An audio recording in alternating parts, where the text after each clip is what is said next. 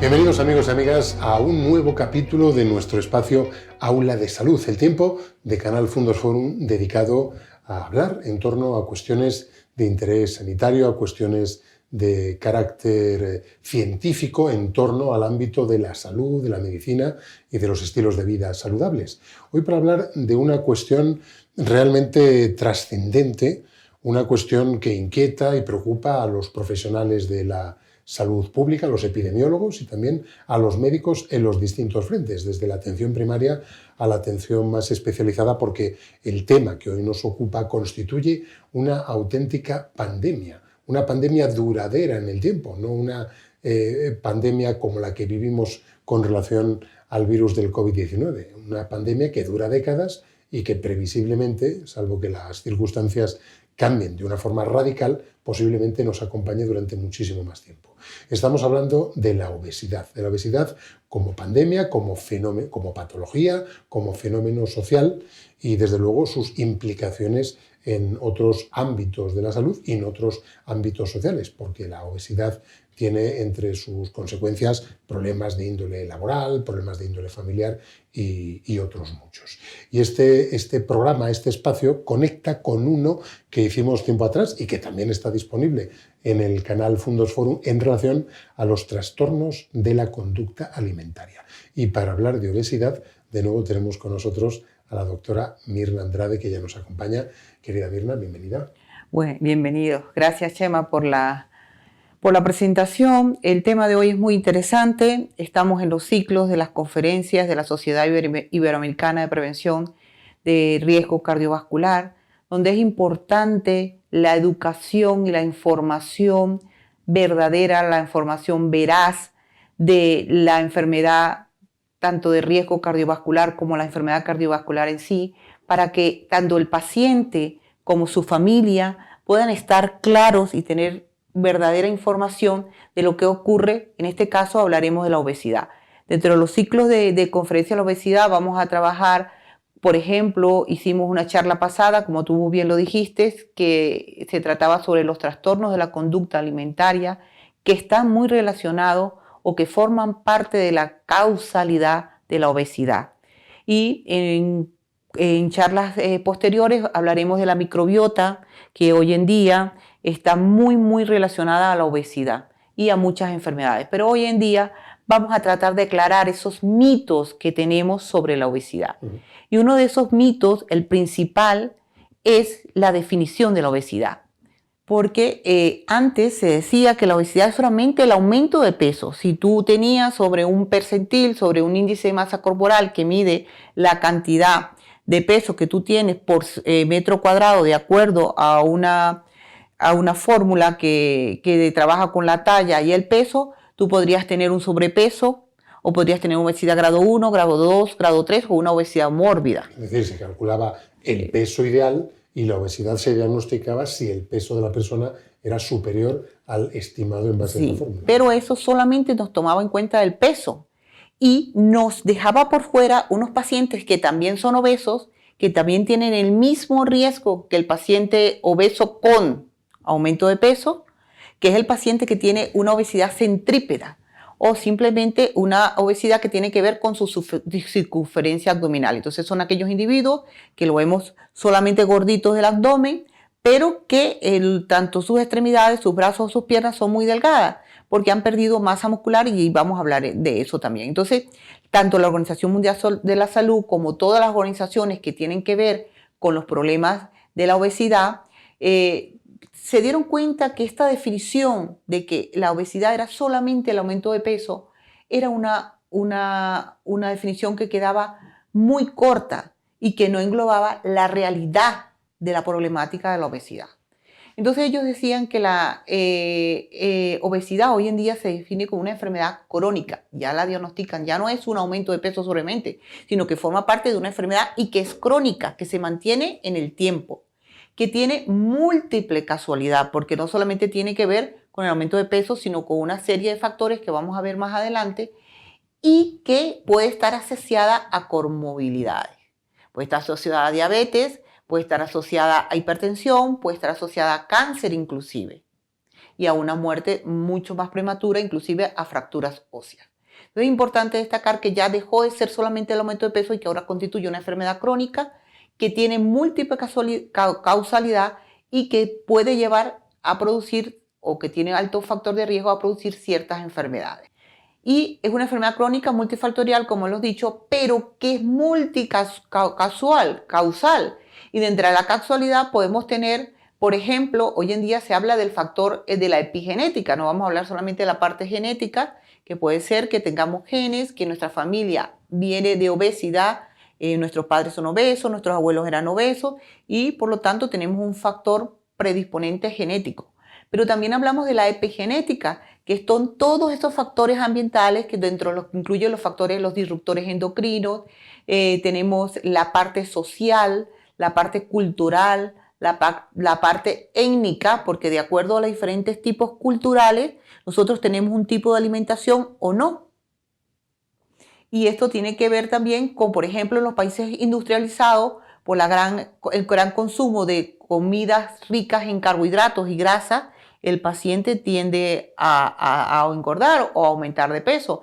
Por ejemplo, en el caso de Estados Unidos, donde la obesidad forma un papel importante dentro de la problemática de salud de ese país. Más por razones de carácter cultural.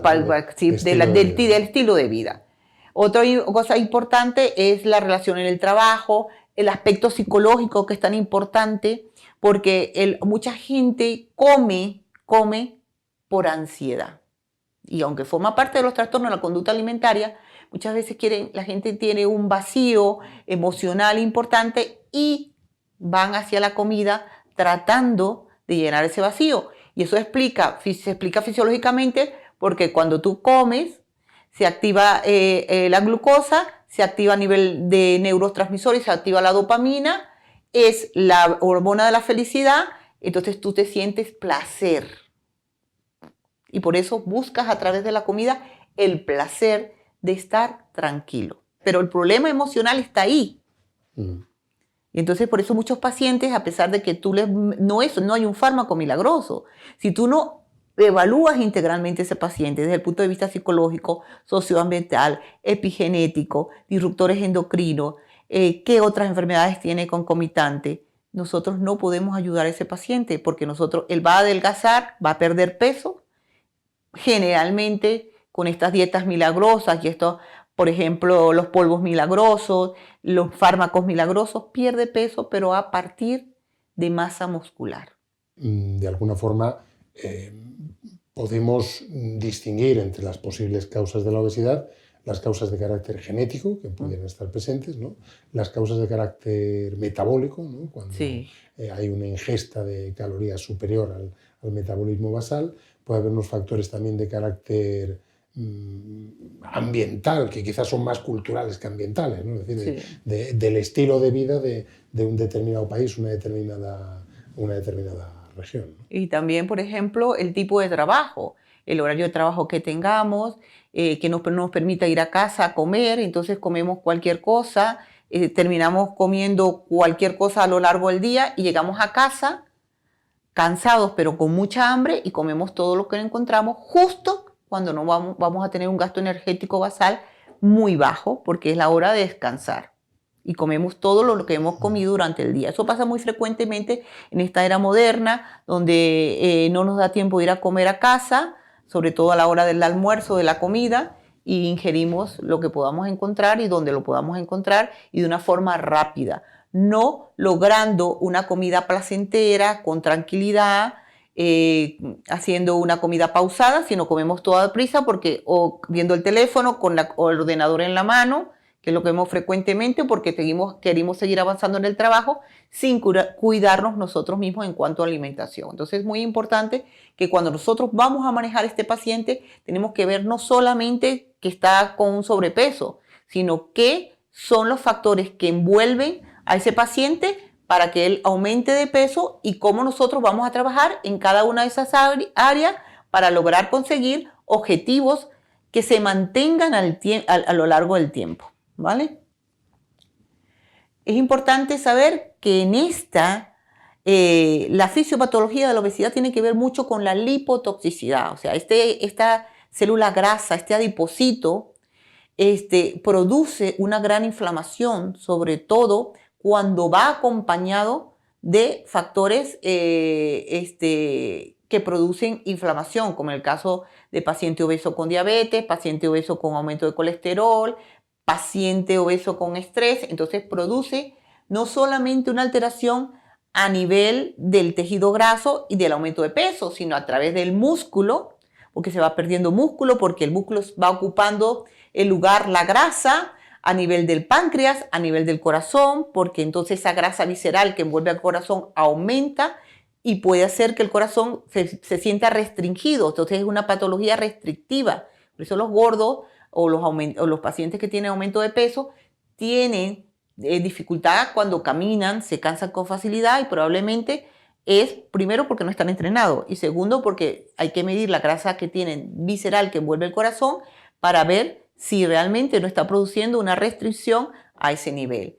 También a nivel del páncreas, que produce alteraciones en la producción de insulina y por eso generalmente el paciente obeso puede tener insulinoresistencia en la mayoría de los casos, a nivel del músculo, a nivel hepático y a nivel también de la fibra nerviosa. Entonces, cuando nosotros vamos a catalogar un paciente obeso, no es solamente usted es un obeso grado 1 porque tiene un índice de masa corporal mayor de 30, no, sino cuál es su fisiopatología. Entonces, pues, lo clasificamos de acuerdo a su fisiopatología, al grado de obesidad que tenga, a las complicaciones que tenga, porque no es lo mismo un obeso mórbido que tenga limitación para caminar, que tenga diabetes, que haya tenido una cardiopatía isquémica. Entonces, de acuerdo a esa complicación, nosotros vamos a ver ese grado de complejidad de la obesidad y en qué estadio de gravedad está. Y en base a eso se trabaja al paciente. Y entonces vamos a definir que la obesidad es una obesidad, hay un componente inflamatorio muy importante que tiene que ver con el adipocito que inflama no solamente a la célula grasa, sino también a todos los órganos y que ese gran número de adipocitos llega a sustituir algunas células del organismo que son importantes.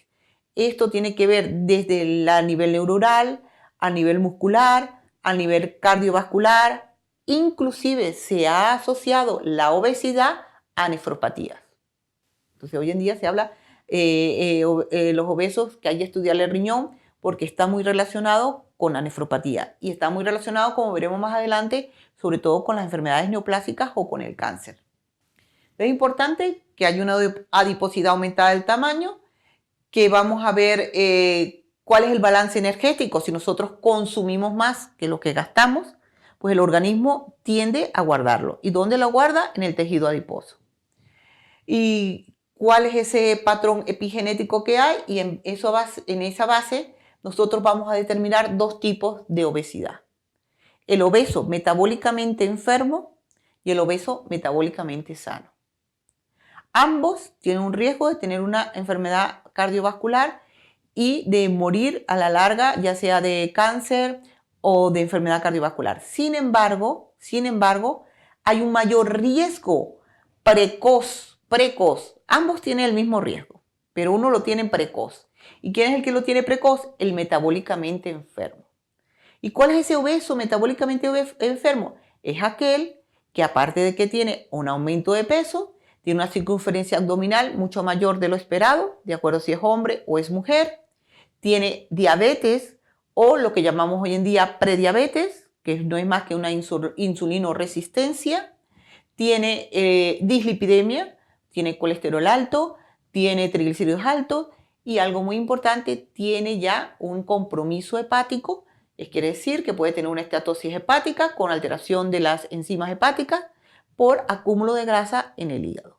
Este paciente tiene un riesgo aumentado de tener una enfermedad cardiovascular y de morir de cáncer en los próximos años, pero más precozmente que aquel que es obeso, pero que no está metabólicamente enfermo, pero que tiene el riesgo de tener diabetes o enfermedad cardiovascular en los días siguientes. Entonces es importante que la obesidad se ha relacionado con diferentes cánceres, cánceres a nivel sobre todo en la mujer, a nivel de útero y ovario, a nivel tiroideo, a nivel cerebral, a nivel gastrointestinal. Entonces hay muchos estudios que nos relacionan este aumento de peso con enfermedad neoplástica. Es una relación directa, mayor peso, mayor probabilidad de tenerlo, ¿vale? Hay otro tema importante que es importante aclarar con respecto a la obesidad y que para eso tendremos una charla especial, pero que hoy en día se habla mucho de la microbiota y todo el mundo quiere acomodar la microbiota. La microbiota es la cantidad de organismos que tenemos en nuestro... Bueno, hay microbiota en todas partes del cuerpo, pero en el caso de la obesidad, más que todo a nivel gastrointestinal, que se dice que nuestra microbiota puede llegar a pesar 2 kilos. Entonces tenemos 2 kilos de microorganismos que están encargados de, sobre todo, el metabolismo de carbohidratos a nivel intestinal.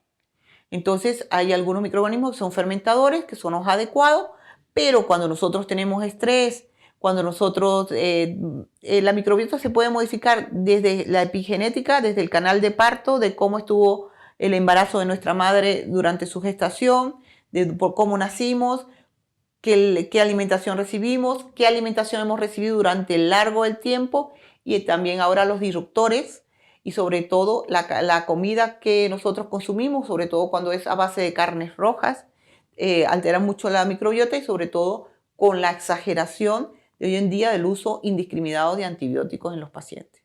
Entonces, todo eso produce un cambio importante de la microbiota y todas esas bacterias buenas que se encargaban de metabolizar tanto vitaminas, minerales y sobre todo carbohidratos, se pierden y el paciente comienza con intolerancias porque no son capaces de metabolizar ciertos medicamentos. Entonces, la microbiota hoy en día está muy, muy ligada a la obesidad y estamos haciendo un estudio muy importante. De todas maneras, la próxima charla será de microbiota, donde estamos cambiando la microbiota al paciente durante 3 meses con probióticos y con prebióticos, que ya en la próxima charla le aclararemos qué es un prebiótico, qué es un probiótico, y realmente el paciente disminuye importante de peso, tiene una disminución importante de peso y es sostenida.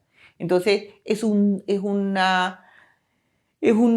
dato importante a tomar en cuenta cuando nosotros, por mucho que nosotros hagamos dieta, hacemos ejercicio, utilizamos medicamentos para adelgazar y aún no logramos bajar de peso, una de las causas sería la alteración de la microbiota. ¿Cómo se mide? Es difícil porque se mide los ARN de las bacterias que existen a nivel fecal, pero que no se cubre ni por compañías aseguradoras ni por la Seguridad Social.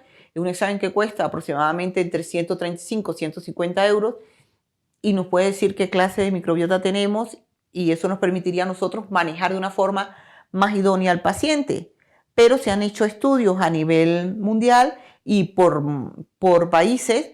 Por ejemplo, España tiene estudiada su microbiota y sabemos el individuo normal de español qué microbiota podría tener, pero hay que tomar en cuenta todas las características desde la gestación de ese individuo hasta ahora que le ha pasado. Entonces es muy controversial, pero se dice que como no podemos medir la microbiota, la podemos cambiar dando probióticos. Entonces, ¿cómo lo hacemos también? Porque sobre todo la microbiota se altera, como ya lo he dicho, con aumento de consumo de grasas, comidas procesadas, dieta baja en fibra, poca agua, etc. ¿Qué tenemos que ver en el diagnóstico de la obesidad? Porque muchas veces las personas, y esto es lo que a mí me preocupa, que las personas obesas han probado miles de dietas, han ido a miles de especialistas y claro, ¿qué le hacen? El tiempo que se dedica a estudiar esa persona obesidad, pues 20 minutos, 30 minutos, ¿qué realmente exámenes le pedimos? ¿Qué hacemos realmente con ese individuo? Y para estudiar al paciente obeso, pues se necesita tiempo, porque tenemos que ver cuáles son sus factores psicológicos, si no tiene una alteración de la conducta alimentaria, qué factores socioambientales pueden influir en ese aumento de peso, cuáles son los factores epigenéticos, cuál es su composición corporal. Y para esto nosotros, imagínate todos los cuestionarios lo que son las consultas de obesidad que están avaladas para tal fin. Imagínate, llega un paciente y se le debe llenar un cuestionario de hábitos alimentarios. Tiene que hacer un score de cuál es su adhesión a la dieta mediterránea. Luego, de actitud física, si hace ejercicio o no hace ejercicio. Antes de dar una dieta o algo, valoración de la ansiedad, valoramos la depresión, valoramos su calidad de vida. Cribado de la apnea del sueño, porque generalmente la apnea del sueño es una de las patologías que está más ligada a la obesidad. Y si es un paciente que tiene apnea del sueño y nosotros no se la corregimos, por mucho que lo hagamos perder peso, vamos a seguir teniendo un problema. Entonces el paciente baja de peso, al mes vuelve a ganar el doble del peso que perdió. Se mantiene la causa que lo predispone. Por eso hay que hacer el cribado de esteatosis hepática, porque si tenemos un hígado funcionando mal, hay que tener cuidado con la medicación que damos, con la dieta que damos. Entonces es todo realmente un equipo multidisciplinar que tiene que trabajar con el paciente obeso. El cálculo de riesgo cardiovascular, el cálculo de riesgo de desarrollar diabetes. Entonces es un paciente que tenemos que revisar desde múltiples ámbitos. Y el tratamiento de la obesidad no solamente es dar una pastilla, dar un batido, dar una dieta que son milagrosas, que vamos a bajar y que la gente espera. Y yo que soy muy dada a que todo tiene que ser un estudio observacional, descriptivo y revisar qué realmente pasa con los pacientes. Generalmente los pacientes podemos darle, por ejemplo, una de las drogas que ahora prácticamente se ha agotado en el mercado porque todo el mundo se quiere poner la inyección milagrosa, que ahora viene también en comprimido, que es la semaglutida.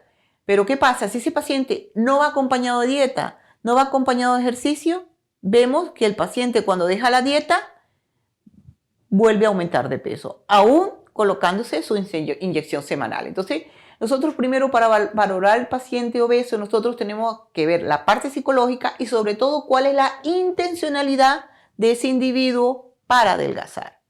Porque si el individuo no tiene esa intencionalidad, no tiene esa motivación para adelgazar, todo lo que hagamos será en vano.